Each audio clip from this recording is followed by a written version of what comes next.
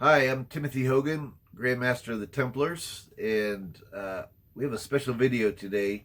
I was recently visited a place that I've visited a lot actually over the years here in the United States, which is the largest pyramid mound in the United States in North America, which is at the area of, it's in Collinsville, Illinois, and it's called the Cahokia Mounds. And this place is actually was a thriving community uh,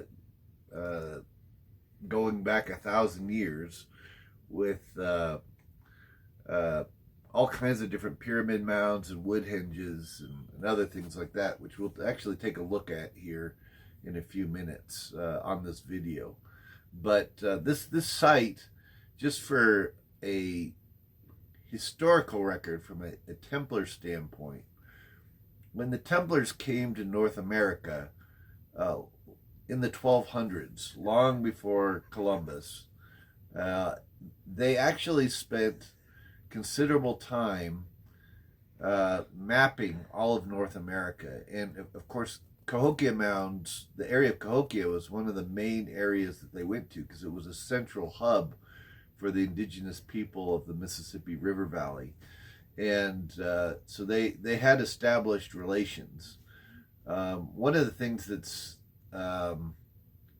is worthy to point out, though they're their own culture that were found in this area, we believe that there was a strong connection with other cultures further south, in particular, the Aztec, the Mayan, the particularly the Mayan, and perhaps even the Olmecs, even as far back as the Olmecs, even though there's no evidence to suggest that. But it was clearly part of that tradition, and we can say that pretty definitively because one of the only artifacts, which we'll show in the video, is a piece that has on the one side is snake scales carved, and on the other side is a bird man. And so this combination between the serpent and the bird, which is of course associated with Kukulkan of the Mayans or Quetzalcoatl. Um, Generically, we usually refer to him as Quetzalcoatl, but he had many different names throughout the Americas. But it was this union between the bird and the serpent, which really represented the as above, so below idea. Uh, the serpent of the ground and the birds of the heavens, and it was a combination of that, and that's what the wisdom had. And this figure was said to have come to help set up civilization after the last cataclysm. Um, the Nahuatl cultures associated this cataclysm with Aztlan. They called it Aztlan, and that Aztlan had uh, sunk from a great cataclysm, and they had to escape in boats, and they settled in the Americas. So different parts of the Americas, particularly in the Yucatan, and then kind of spread out from there. So um, anyhow, we think that this mound at Cahokia was actually a part of those cultures, even though that's not generally accepted by modern day archaeologists. But you can't really explain the symbolism being uh, in this particular mound culture, and then in the other mound cultures you find down in near Mexico City, um, and in the Yucatan. And they're not even mounds. A lot of them have proven to be, these mounds have proven to find pyramids underneath them. So uh, if you go to the best example is at Cholula in Mexico. The Cholula pyramid is the largest pyramid in the world, and yet it is mostly still covered in dirt, in earth. And when the Roman Church built a chapel on top of it, they thought it because it was a giant hill.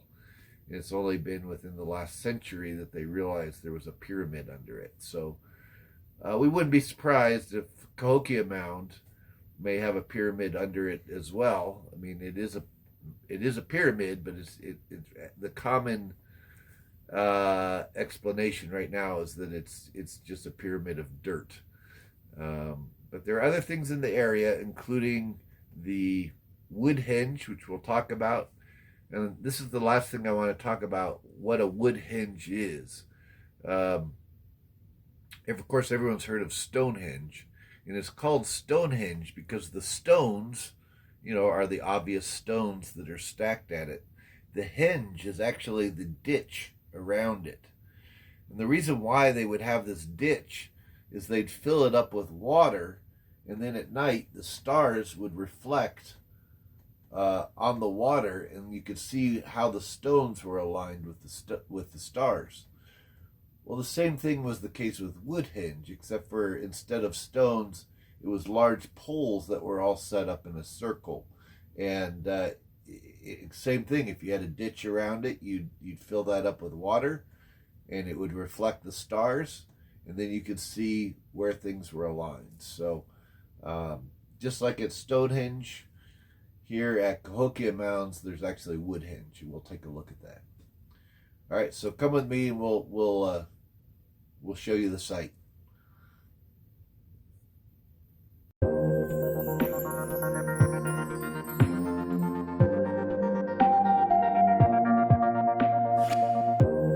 Monk's Mound in Collinsville, Illinois. It's the Cahokia Mound site, and this is the largest land pyramid in North America. They did find a stone in the area that has, on one side, it has the what's like a bird man on the stone, and on the other side of the stone, we'll show this in the video here after I'm done talking about it. On the other side of it is snake skin. Thereby combining both the bird and the snake, just like you find with Quetzalcoatl down in closer to the equator, in the areas of the Yucatan and even down in South America. So again, this combination of the winged serpents that you find all throughout the Americas, you also find it here up in Illinois, which is pretty amazing.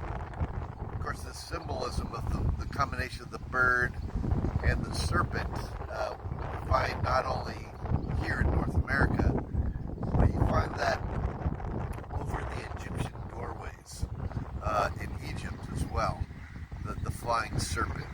And really what we're talking about here, some people say, oh, this is proof of lizard people flying in UFOs or, some ridiculous thing like that. But actually what it represents is the serpent of the ground and the bird of the air. So you're combining the as above, so below. You're uniting the symbolism of the heavens and the earth. And that's that ongoing symbolism that you find on all over the world, actually. I mean, you find it in China, in Xi'an, they'll have serpent pillars with giant wings on them. Again, representing the uniting of the bird and the serpent. You also find even Jesus said, "Be ye wise as serpents, gentle as doves." Right? Again, uniting the serpent of the earth, because the serpent is the snake is what crawls closest to the ground, and then the bird, which is winged, and flies in the heavens. So you're uniting the heavens and the earth. It's ongoing symbolism you find all over the world. And it's also, by the way, probably the origin of the symbol of the dragon, right? Which is like a serpentine creature that's winged and flying. So it's a universal symbolism, probably harkening back to Atlantis or a root civilization, which this was one of the main symbols.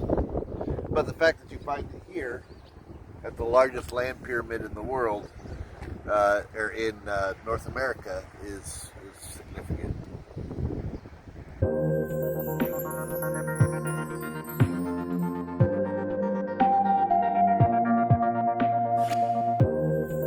stop here at Monk's, what's now called Monk's Mound, was one of the stops that the early Templars came to as they were surveying North America long before Christopher Columbus ever came.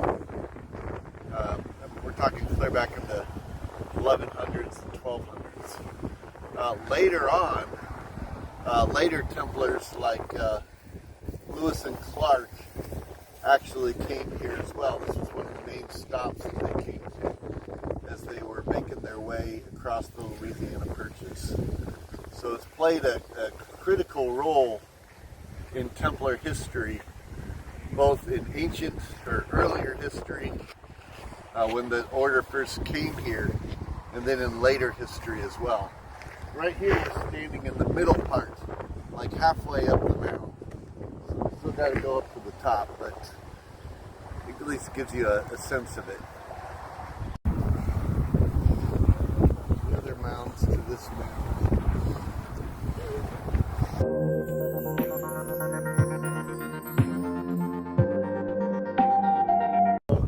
If you look behind me in the distance, you see this fencing.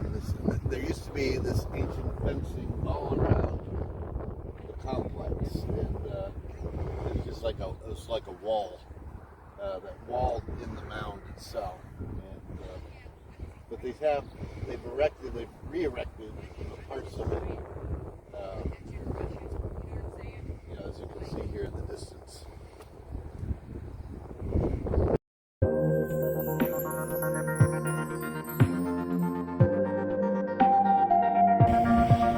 So here we are at the Woodhenge site, and if you look at the distance, you can actually see the Monk's Mound, the largest pyramid mound in North America, Cahokia site. So, but it's not too far away from this Woodhenge. And over here, they've recreated the Woodhenge based on the post holes that they found, archaeologists found. But this was, it's like Stonehenge, only it was made out of wood. And clearly the natives were using it for astronomical alignment, much in the same way Stonehenge was used for. So it's interesting that we find that on both sides of the Atlantic. There are, of course, Woodhenges that were also found in the area of Stonehenge, which led some early colonists to believe that potentially the same people that built areas like Stonehenge actually came over here and set up the mounds here too, in the sites here, just like you find in Great Britain. Like it was the same people, and then the natives kind of took over it and ended up living here. There is evidence of early British Isles people coming here to North America. There's Celtic Ogham writing that is as far into the North America as Colorado and Oklahoma. In fact, at the Oklahoma-Colorado border area, there's an area known as Crack Cave in an area called Painted Canyon. And there's a bunch of Ogham writing in there, including Ogham inside a cave that specifically talks about the sun hitting that area during the solstice. And in fact, the sun does hit that area during the solstice. But the fact that it's translatable old Ogham writing, and of course that Celts were the ones that were using the old Ogham, suggests that, yeah, they may have traveled in here. They may have even built this Woodhenge originally, and the mounds that are nearby. Of course, the Templars, they learned of these stories of the Vikings and the Celts and the Egyptians and the Phoenicians coming over to North America. So, and the word Merca in the old Nahuatl language, which was the language of that things like the Olmecs, the Mayans, the Aztecs, the Toltecs, all of their language came out of this original root language. Merca actually means land of the plumed serpent, or land of the feathered serpent. So some people believe that's really the origin of the name America. It wasn't named after America Vespucci, but was actually named after this ancient word, Merca, and that ancient peoples passed on the stories of this land, and the Templars, of course, as they learned all this, that's part of how they knew to come over here to find it.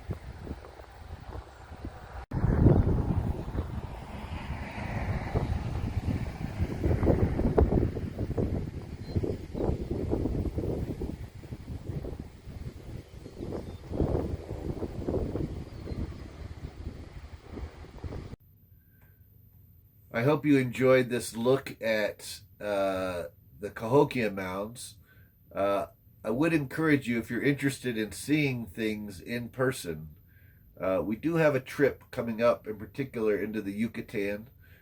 We do this at least once a year, where we go down and we actually see all the pyramids in the Yucatan, as well as meet with the Mayans that are living down there, participate in ceremony with them, and we actually point out not only the pre-cataclysmic symbolism associated with Atlantis that is still preserved on these pyramids. We point that out, but we also point out the Templar influence. When the Templars came down and met with the Mayans, there are certain key signatures that the Mayans still use to this day that was the same as what the Templars were using. And part of that is because as the Templars came in, they established these relations with the Mayans. It was easy to establish these relations, not just with the Mayans, but with other tribes throughout North America, because there was certain hand grips that both sides recognized, and there were certain initiation rites that both sides were doing, because both had inherited these things from this pre-cataclysmic civilization that had deposited them on both sides of the Atlantic. So when the Templars came over, they were recognized, and then some of the Templar symbolism that the Templars were using got readopted by the Mayans. So we talk about this, we show this and prove it, and we also meet with the Mayans, and they talk about it, and they share their ceremonies with us. So this is what we do on our tours. If you're interested in going on these tours, you want to go to Templar Travel Tours, which is the website, and you can find our all the trips that we have coming up, not just in the Yucatan, but also in Egypt and the United Kingdom and other places. But we do have a trip coming up this October for the Yucatan.